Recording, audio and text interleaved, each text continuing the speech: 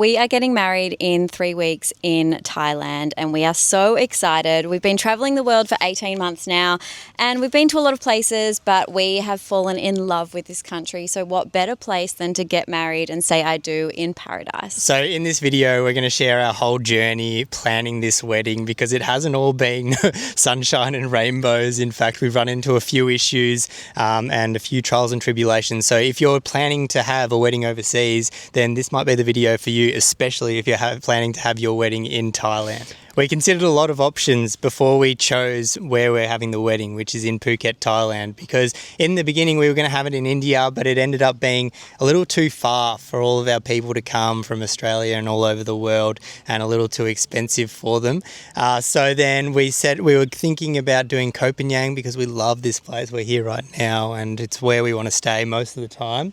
But also it just adds an extra day of travel to get to the island. So Phuket was the best option for us. It's a one flight from Melbourne to Phuket direct and everyone could come, and there were some really cheap flights for everyone. So let's talk about how we landed on the venue for our wedding. Back when we first started planning, I had a friend, Anna, shout out to Anna from Take Us to Thailand. She plans all of the weddings in Thailand and she's amazing, and she hooked us up with a couple of tours for really popular wedding destinations like hotels and things like that.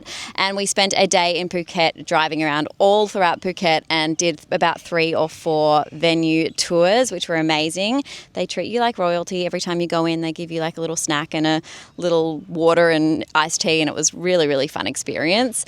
And from there, we found a really beautiful hotel called the Surin Hotel that we absolutely loved. Unfortunately, the dates didn't line up and we were going to have to change the dates of our wedding if we wanted the Surin Hotel, but because I am super organised, I'd already sent out save the dates for our wedding, so that would have been an absolute disaster if I had to retract all of that and resend save the date. And also our original date is a long weekend in Melbourne, so we didn't want to change it because we wanted to make it super easy for everyone. So like Abby said, the hotels were really beautiful and fantastic places to have your wedding. They had awesome views looking out into the ocean, awesome locations, all of that sort of stuff. But yeah, the price of accommodation, the amount of people you had to have from your family or from your crew book made it a little bit hard, because you don't want to force people to pay a lot of money for hotels unless, they all have a lot of money, which is absolutely fine. And then the other thing is, for the day, it was about $30,000, but that doesn't include any extras. So anything, any extra decorations, if you want a DJ, if you want specific lighting, if you want, dinner before, like Abby said, or something afterwards, all of that is extra. Plus, they have different packages, like different drink packages, different food packages, and all of those sorts of things. So $30,000 like a base amount of money for the wedding. And then we looked at some other venues. We looked at some restaurants and little places that are on the water that aren't hotels, and these were much cheaper, probably about $15,000 to start off with, and it would cater to everyone for the day. But similarly to the hotels, but probably a little bit more, is you need to organise all the decorations, all the DJ, everything extra comes at your cost. And what we found going forward when we talk about how we ended up finding our wedding venue is that these costs add up. So this is the story of how we landed our wedding venue that we are so happy with. So basically, we were feeling a little bit stuck on what to do next, where to go, where to have it, and we started scrolling through Airbnb, just checking out a couple of villas, wondering if any of them did host weddings. So I just put it out there, and I think I typed out about the same message to about 10 different villas, all in the area that we were hoping to have it. And I was actually quite surprised that every single one of them got back to us within 24 hours and said, yes, we absolutely host weddings. We can do it, blah, blah, blah, for X amount of dollars, rah, rah, rah. And yeah, so from there, we just sort of went through all of them and we found this beautiful villa called Villa Xavier, which is in Surin Beach, and it is the most luxurious, divine villa that we have ever seen. It sleeps 20 people, and it's got a giant pool. It's got the most amazing view of Phuket. It's got a bowling alley. It's got 2 gyms. It's just like the most outrageous villa that we have ever seen. And Yeah, when we were searching through the different prices, the villa prices range from about 3,000 to 8,000 Australian dollars per night, and for most of them there was a minimum 3 nights for the stay, which was fine because we were thinking we'd want to be there the night before the wedding, and then to recover the next day, so it actually worked out quite well. So when we chose Villa Xavier, we locked in a price of around $5,000 a night, I believe.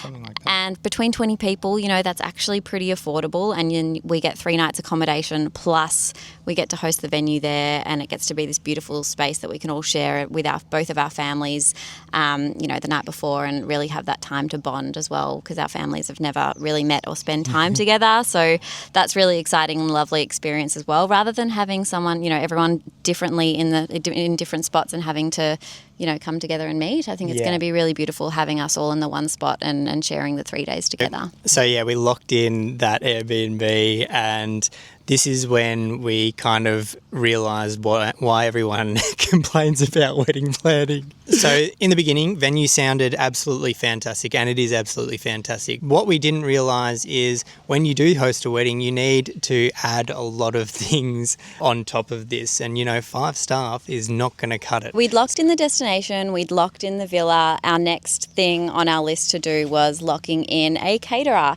So we jumped onto Google and just started searching around different places, different restaurants, different companies, and we landed on a few. The first one that we went with was roughly around $7,000. We got a quote back for just the food, not the beverages included as well, because we actually thought we'd try and do the beverages ourselves. Psych. Psych, we'll get to that later. And so we were just on the hunt for food, and there was one that was fully Indian. I think it was $7,000, and then we found this other one called Bespoke Thai. Bespoke Thai? Yeah, something like Bespoke Thai, and they were fantastic. We jumped on a call, got a quick quote, and the food seemed amazing. And we were really lucky. We jumped on a call with Adam, and he was great. Talked us through exactly what we wanted. Mix of like Asian fusion, bit of Indian, bit of Thai, bit of modern Western. And we locked that in for a price of, well, not locked it in, but we got a quote for food only, which was 15,000 Australian dollars. Yeah. Okay, so some things to note down if you're going to plan your wedding. We thought that if we hired the caterer, that meant that it was all, everything was included. But actually, what it includes when you get the first quote is just the food. And when you get this final quote, once you're in it, you actually have to pay for extra things like staff, chef on site, if they have to move a kitchen, if they have to move anything, if they have to add furniture. All of these sorts of things are added on extras. And I think this might be, it's a bit funny. It wasn't funny when we found it out. I think we were a bit naive. We were a bit naive that we thought that the food and the initial quote would include all of that. But I guess how were we to know, So just keep that in mind when you're planning it. So we locked in Adam and we didn't even do any taste testers, honestly, because we weren't in Phuket and the timing wasn't right. But we saw lots of good reviews. The food looked incredible. We hope. And so we'll let you know afterwards in our wedding video. But he was just really easy to work with, and I think that's what we were looking for as well, because we just wanted to make it as easy as possible for us, because we're both working a lot and travelling and doing YouTubes now. We don't have time to do all this plan a wedding. Yeah. We're going to get to more of the extra costs a bit later, so you guys don't make the same mistake when you're planning your wedding, because it's super important, and some funny things that have happened as of recent that might have sent Abby into a downward spiral or not. I thought I wasn't going to be bridezilla, but I almost became her. Okay. Yeah, but first we're going to go through some of the fun stuff that we did, which was trying on outfits in India. We've decided to have a half Indian, half Western wedding because my mum is from India, and we thought that would be nice for the family and everything, and also a bit of fun to dress up. So we went to Mumbai to visit my parents and also do a bit of shopping, get our outfits. And I think Abby had a much more exciting experience, so I'll let you talk about that. So I had a beautiful experience finding my dress. So traditionally in India, they wear either a sari, which is the typical Indian dress that you would probably know of, and then there's also a lehenga, which is like this beautiful princess style dress that's like a bottom long dress and then or skirt, and then you've got the two-piece with showing the midriff, which is really fun. So we went to a few shops in Mumbai and landed on one called Pernia's Pop-Up, which was a great experience. We had to book an appointment, and then I got to try on a bunch of different dresses and felt like a princess, was treated like royalty. And of course, the first one that I tried on, I absolutely loved the most. And then from then on, after trying on that first one, I was like, nothing else compares, which was really, really lovely. So yeah, we spent about 2 days, I think, trying to find a dress and landed on this one here. I'll pop up some videos. I'm not meant to show the dress before the wedding, but hopefully our friends and family probably won't watch this before in time for 3 weeks, but I'll pop a few little videos of me here just trying them on, and of course the one that I landed on as well. And yeah, traditionally in India they wear a red dress for the wedding as well, so I picked a red dress and I absolutely love it. It's very heavy, but it's going to be a lot of fun. In terms of pricing for my lehenga, there were so many different options. You could get a really lovely lehenga from around 800 Australian dollars. Otherwise, you could also pay up to like 6,000 to 8,000 USD. I think mine landed somewhere about the 2,300 Australian mark, which I'm very happy with the dress. It's not too much, not too little. We also got some rings in India as well. We know a family that have some jewelry stores, so they actually made us a couple of rings, which was fantastic, and they were super simple. Abby's already got her engagement ring, which is the fancy one, so we opted for a simple one for the wedding band. But yeah, that was also a bit of fun. So we had our destination, we had our villa booked, we had the catering booked, we had our dresses, we had our rings. And we thought from here it would be pretty smooth sailing and that we could just kind of organise the rest in the next couple of weeks. But how wrong we were. Yeah. So we booked in a villa tour with our caterer in January when we flew back to Thailand to come and stay for a while. And at this point we just thought we'd do a bit of a walk through where everything was going to be set up. The ceremony, where the lightings would be, we didn't even think about lightings at this stage, where the DJ would be. And then when we were there, Adam was like, okay, so have you thought about alcohol? Have you thought about refrigeration of drinks? Have you thought about lighting? Have you thought about decorations? Have you thought about flowers? Have you thought about all of these seating? Have you thought about so many different things? And we were like, No, we haven't. And then he's like, have you got any plans for it? And we were like, no. And he's like, I think I'm going to have to take over. You know, if you want to do this well, a wedding of 100 people cannot be unplanned. So that was when we started to realise that the costs were going to add up. Yeah. It's funny because you always hear people planning their weddings and then they say, oh, the costs blow out, and you're like, no, we're just going to have a chill wedding. It's not going to blow out like that. It's not going to happen. And then I think it's not until you plan one where you realise that it's just how it goes.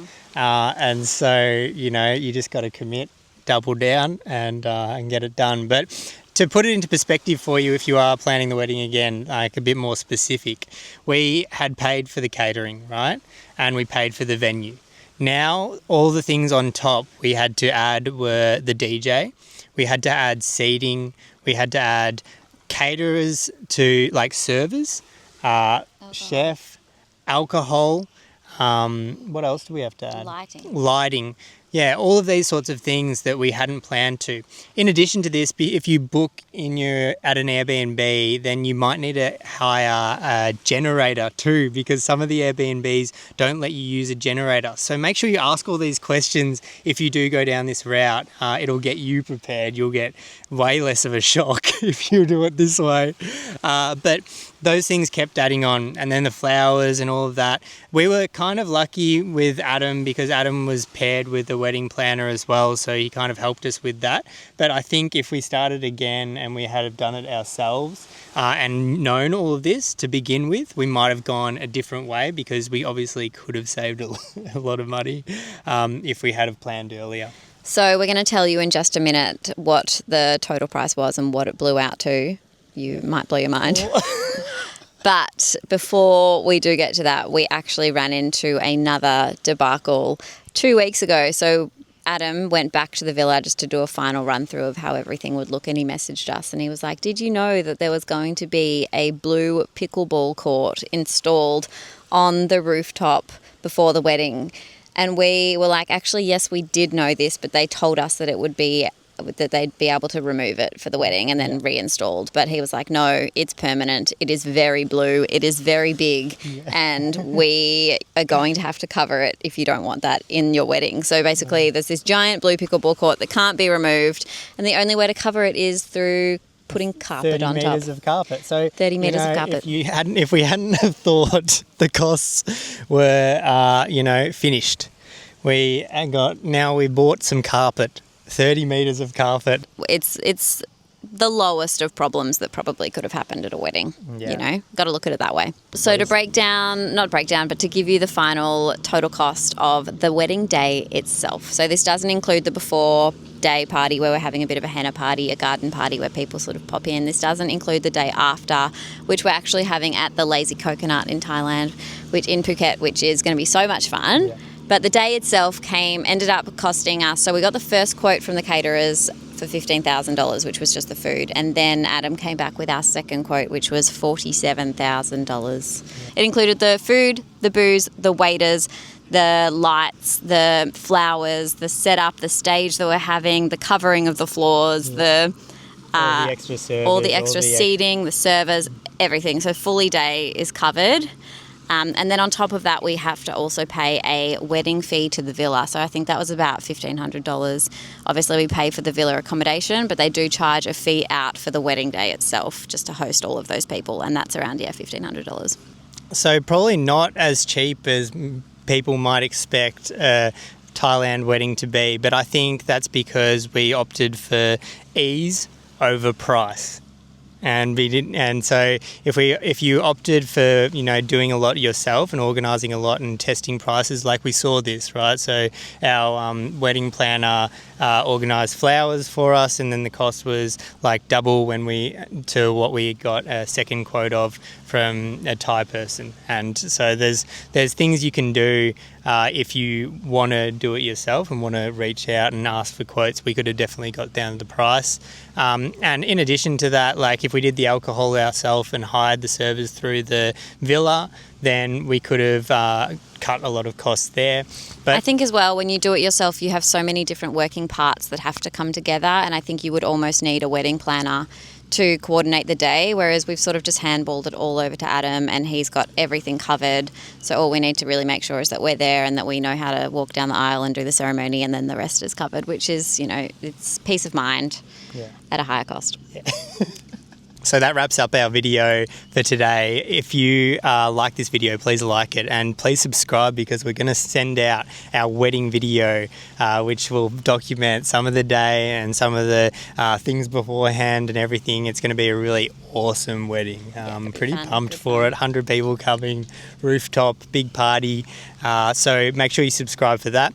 And if you have any questions or any comments, leave them down below. If you're planning a wedding, we'd love to hear about it. And if you have any, queries about that, we can give you our 2 cents. We'd be happy to. But thanks for that, and we'll see you later. Bye. Bye.